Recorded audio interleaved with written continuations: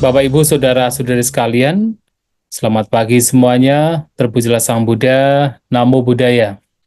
Ketika kita membaca kisah-kisah para siswa Sang Buddha yang unggul pada kehidupan Sang Buddha, kita bisa menemukan bahwa mereka yang unggul dan ditetapkan unggul oleh Sang Buddha tidak hanya mengacu pada para biku saja, tetapi juga banyak para siswa bikuni atau wanita siswa Sang Buddha yang juga ditetapkan oleh Sang Buddha sebagai para wanita unggul dalam bidang berbagai macam bidang dhamma. Salah satu bikuni yang unggul pada zaman Sang Buddha adalah Bikuni Upalawana. Bikuni ini oleh Sang Buddha ditetapkan sebagai yang terunggul di antara para bikuni berkenaan dengan idi atau kesaktian. Bahkan dikatakan bahwa Bikuni Upalawana ini sangat unggul di dalam idi wikubana atau kesaktian yang berkenaan dengan bisa mengubah dirinya. Tidak hanya Bikuni Upalawana ini adalah seorang bikuni yang unggul dalam kesaktian, tetapi juga ia adalah seorang bikuni yang telah mencapai kesucian arahanta. Dan tidak hanya kisah yang menarik bagi Bikuni Upalawana ini terjadi setelah bikuni ini menjadi seorang bikuni, atau Upalawana menjadi seorang bikuni, tetapi bahkan ketika ia masih sebagai berumah tangga. Mengapa bikuni ini dikenal sebagai Upalawana? Karena bikuni ini memiliki kecantikan yang sangat luar biasa. Dikenal sebagai Upalawana karena memiliki kulit seperti hati terati biru. Jadi upala artinya adalah terati biru, wana adalah warna. Jadi kulitnya dikatakan seperti hati terati biru. Karena kecantikannya memiliki kulit sedemikian indahnya, maka dikenal sebagai Upalawana. Dan pada saat ia menjadi seorang berumah tangga, banyak sekali para bangsawan, para pedagang, para saudagar kaya yang datang untuk meminang Upalawana ini untuk dijadikan sebagai istri. Akan tetapi semuanya ditolak, terutama oleh ayahandanya ditolak, dan meminta bahkan Upalawana untuk meninggalkan kehidupan berumah tangga. Alasannya adalah ketika hanya salah satu orang yang lamarannya itu diterima, maka akan menimbulkan kemarahan, iri hati, kebencian bagi para pelamar yang lain. Maka kemudian Upalawana diminta untuk menjadi seorang bikuni. Dan walaupun Upalawana ini adalah seorang wanita yang sangat cantik, ia dengan segera menyetujui apa yang diinginkan oleh ayahandanya. Dikatakan karena memang ia memiliki batin yang sudah matang, ia mempunyai batin yang punya inklinasi, punya kecenderungan untuk mempraktikkan kehidupan sebagai seorang bertapa, maka ia segera menyetujui apa yang diminta oleh ayahandanya. Ia menjadi seorang bikuni. Dan yang menarik adalah ketika ia menjadi seorang bikuni hanya dalam jangka waktu 7 hari. Setelah penabisan, setelah ordinasi atau upasambada dari Bikuni Upalawana ini, ia mencapai kesucian arahanta. Dikatakan dalam sebuah ceritanya, ketika ia mempunyai tugas atau dijadwalkan untuk bertugas membersihkan ruangan uposatha, pada waktu itu ia membersihkan ruang uposatha, kemudian menyalakan lampu dan menjadikan nyala lampu tersebut sebagai objek meditasinya, yaitu meditasi dengan objek api atau teja kasina. Dan karena objek api inilah dengan objeknya lampu yang ia nyalakan, segera ia mencapai pencapaian konsentrasi yang tinggi, yaitu pencapaian jhana. Dan dengan pondasi jhana, ia langsung mengarahkan kepada pengembangan vipassana, merenungkan anicca, dukkha, dan anatta. Dan ia mencapai kesucian arahanta. Hanya dalam waktu 7 hari setelah ia mendapatkan pentahbisan, ia mencapai kesucian arahanta. Nah, yang menarik lagi adalah tentu ia tidak hanya mencapai kesucian arahanta, tapi juga seorang arahat yang juga disertai oleh 4 padisambhida, 4 kemampuan menganalisa berkenaan dengan dhamma. Dan ia pun juga mempunyai kesaktian, sehingga oleh Sang Buddha ditetapkan sebagai seorang bikun yang terunggul di dalam idi, di dalam kesaktian, terutama adalah idi wikubahana, kesaktian di mana ia bisa menciptakan tubuh-tubuh yang lain atau menciptakan dengan kesaktiannya berbagai macam bentuk yang lain. Maka dalam sebuah cerita dikatakan, ketika suatu kali Sang Buddha menunjukkan kesaktiannya yang disebut sebagai Yamaka Padiharya di pintu gerbang kota Sawati di bawah pohon mangga bernama Gandhaba. Nah, di sana menunjukkan kesaktian ganda di mana sebagian tubuhnya keluar api, sebagian lainnya keluar air. Pada waktu itu, Bhikkhuni Palawana menawarkan diri. Bagaimana kalau dia juga menunjukkan kesaktiannya? Yang oleh Sang Buddha itu ditolak. Karena ini juga menjadi satu peraturan. Dan tetapi kemudian di dalam kesempatan lain dikatakan, dalam teks lain, dikatakan bahwa Upalawana ini pada waktu itu ingin menunjukkan kesaktian, menciptakan Raja Cakrawati dengan banyak pengikutnya yang nanti akan menghormat Sang Buddha. Nah, tetapi walaupun ditolak oleh Sang Buddha, tetapi itu adalah kesaktian yang memang Bhikkhuni Upalawana ini memilikinya. Tetapi yang harus diingat Bapak Ibu, Saudara-saudari sekalian, kesuksesan yang diperoleh oleh Bhikkhuni Upalawana ini bukan terjadi dengan tiba-tiba, bukan terjadi dengan serta-merta. Ada sebab-sebab yang sudah ia kumpulkan, yang sudah ia lakukan di kehidupan-kehidupan yang lampau.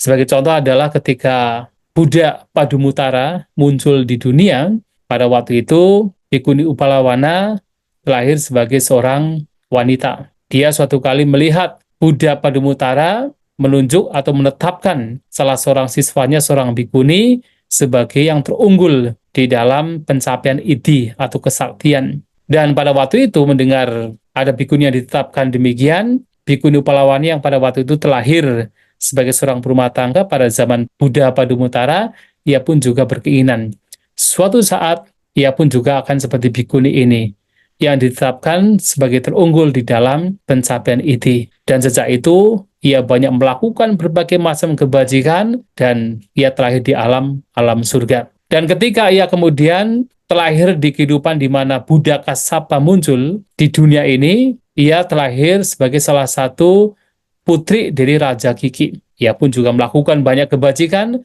dan dia juga terlahir di alam-alam yang berbahagia.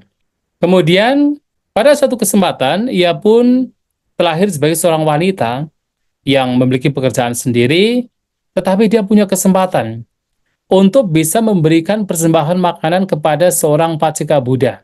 Nah, suatu kali ketika ada seorang Pacika Buddha yang baru keluar dari meditasinya, dari konsentrasinya, wanita ini yang nantinya menjadi Upalawana, ia mempersembahkan nasi goreng kepada Pacika Buddha tersebut yang kemudian ditutupi dengan bunga terate biru. Dan setelah dia melakukan kebajikan terhadap Pacika Buddha tersebut, ia mempunyai harapan, berharap bahwa suatu kali dia bisa terlahir di mana dia terlahir di atas bunga terate dan ia akan memiliki putra sebanyak butiran nasi yang ia persembahkan kepada Pacika Buddha. Dan benar, di kelahiran selanjutnya, ia terlahir di atas bunga terate hijau. Dan ini adalah salah satu kelahiran di mana memang dalam ajaran Buddha ada 4 jenis kelahiran, yang salah satunya adalah kelahiran secara spontan. Tidak melalui kandungan, tidak melalui telur, tidak melalui kelembapan, tetapi secara spontan. Dan ini juga dialami oleh Upalawana dalam kehidupan yang lampau. Ia terlahir di atas bunga terate biru dan ia ditemukan oleh seorang pertapa, dan ketika ia tumbuh besar, sang raja dari Varanasi, dari Benares, mengetahui keberadaan gadis ini yang kemudian dikenal sebagai Padumawati, dan ia menjadi istri atau dipinang istri oleh Raja Benares. Dan ketika ia menjadi istri dari Raja Benares, ia juga memiliki 500 putra. Dan ini adalah kebajikan yang memang telah ia peroleh ketika mempersembahkan makanan kepada Pacika Buddha tersebut. Dan yang menarik lagi adalah ke-500 putra dari Padumawati ini belakangan menjadi seorang pertapa. Dan kesemuanya mencapai pencapaian Pacika Buddha. Nah, melihat ditinggalkan oleh ke-500 putranya inilah Padumawati ini meninggal dan ia terlahir sebagai seorang wanita di pinggiran daerah Rajagaha. Dan beberapa paceka Buddha yang memang adalah putra dari Padmawati ini yang sekarang sudah terlahir sebagai seorang perempuan, mereka datang kepada perempuan tersebut, dan perempuan tersebut yang dulu adalah ibu dari para paceka Buddha ini mempersembahkan makanan. Dan di akhir persembahan makanan, ia mempersembahkan terati-terati biru kepada para paceka Buddha ini. Dan ia pun juga punya harapan bahwasanya dengan persembahan yang telah ia berikan dan juga terati biru sebagai bentuk penghormatan kepada Paceka Buddha ini, ia berharap bahwa dalam kehidupan selanjutnya ia memiliki tubuh dengan kulit seperti terati biru. Itulah kenapa bahwa Uppalawana ini ketika di zaman Buddha Gautama, ia memiliki kecantikan di mana kulitnya seperti terati biru. Oleh sebab itu kita bisa melihat bahwa apa yang diperoleh oleh Uppalawana ini bukan muncul secara tiba-tiba, tetapi itu sudah diperoleh atau sudah dilakukan, atau karma yang ia lakukan, perbuatan yang ia lakukan sudah sejak kehidupan-kehidupannya lampau.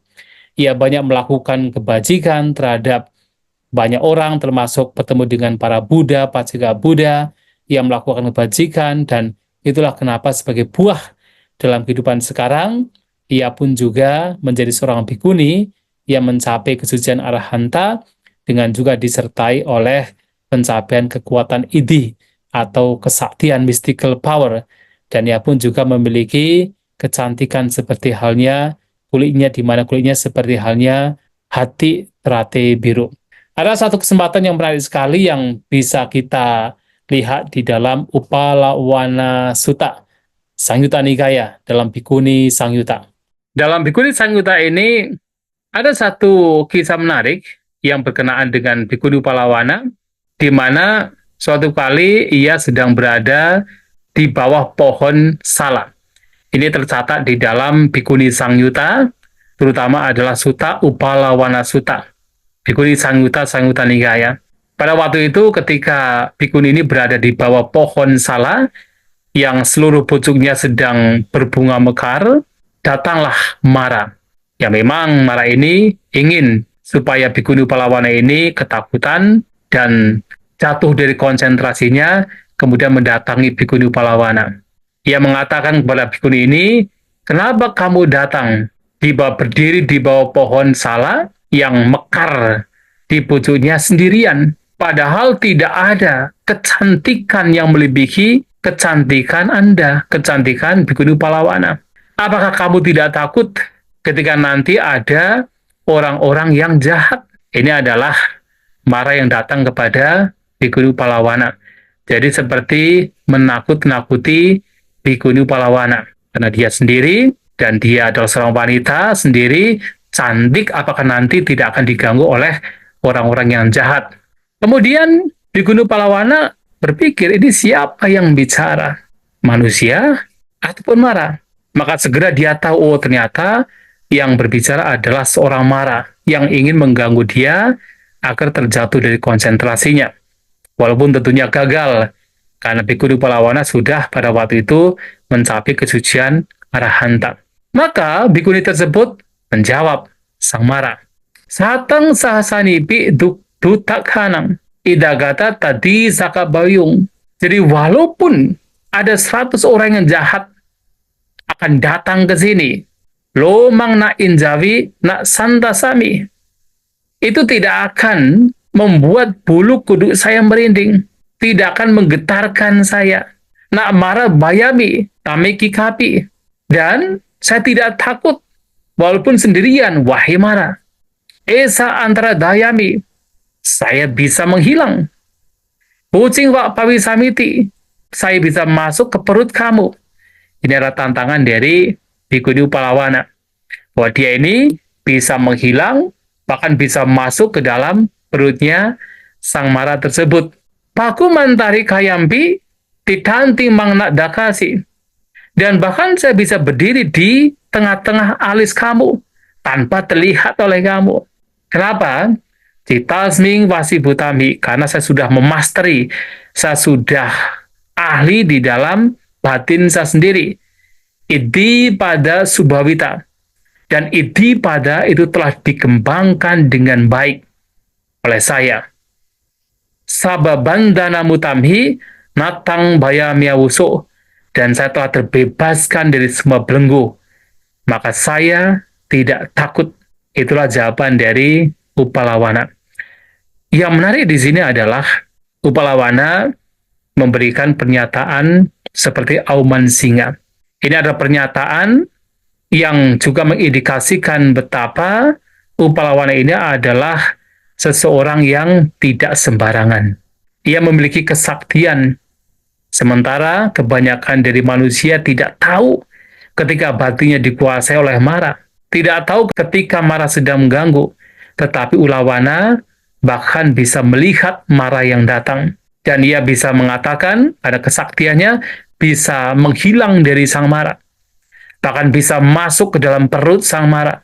Bahkan bisa berdiri di antara alis Sang Mara tanpa terlihat oleh Sang Mara. Mengapa? Karena memang, sekali lagi, Upalawana ini seorang bhikkhuni yang memiliki iti wida, mystical power, kesaktian. Dan yang terpenting lagi adalah semua belenggu yang terdiri dari 10 belenggu yang membawa setiap makhluk untuk terus diseret, dicengkram oleh tumbal lahir, itu telah dihancurkan oleh Bhikkhuni Upalawana. Ia adalah seseorang yang telah terbebaskan dari semua belenggu, yang mana tidak akan ada kelahiran lagi setelah kematian.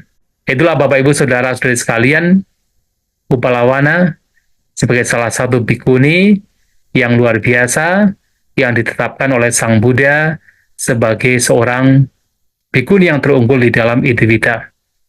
Walaupun dia secara fisik adalah seorang yang cantik, tetapi ia tidak dimabukkan oleh kecantikan.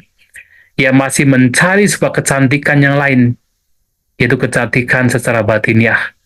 Menjadi seorang bhikkhuni, mempraktikkan dhamma dengan semaksimal mungkin, pada akhirnya mencapai yang tertinggi, pencapaian arahanta. Dan ia salah satu bhikkhuni yang terbebaskan. Semoga kita semua berbahagia, sabisata bhavantu sukhitata, semoga semua makhluk berbahagia.